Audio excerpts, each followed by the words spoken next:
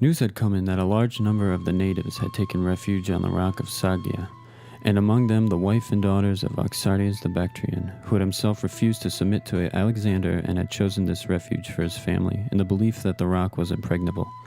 It was the last stronghold of Sagdia. Should it fall, there would be nothing left for those who still hoped to offer resistance. To the rock, therefore, Alexander advanced, and at the beginning of spring.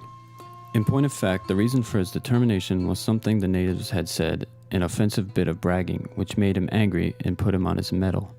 He had called on them to discuss terms, and offered to allow them to return unmolested to their homes on condition of surrendering the stronghold. But their answer to the offer was a shout of laughter. Then in their barbaric lingo they told Alexander to forge soldiers with wings to capture the rock for him, as no other sort of person could cause them the least anxiety. As a result of this, Alexander proclaimed that he would give a prize of 12 talents to the first man up, and of 11 to the second, and 10 to the third, and so on to the 12th, who would receive 300 gold derricks. The men were keen enough already, but this proclamation was an added spur. There were some 300 men who in previous sages had experience in rock climbing. These now assembled, they provided themselves with small iron tent pegs, which they proposed to drive into the snow, where it was frozen hard, or into any bit bare of earth that they might come across, and they had attached to the pegs strong flaxen line.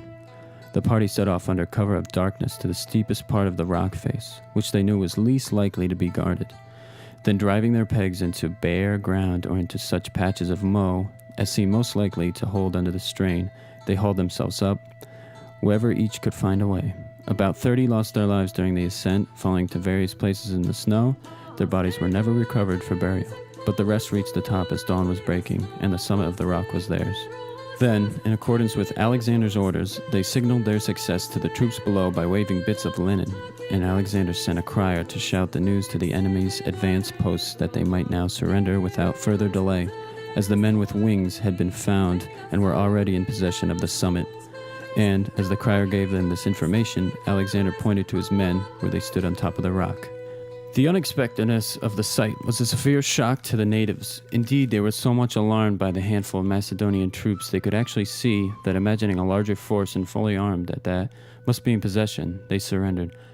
Many women and children were among the prisoners, notably the wife and daughters of Oxyartes. One of the daughters was named Roxanne.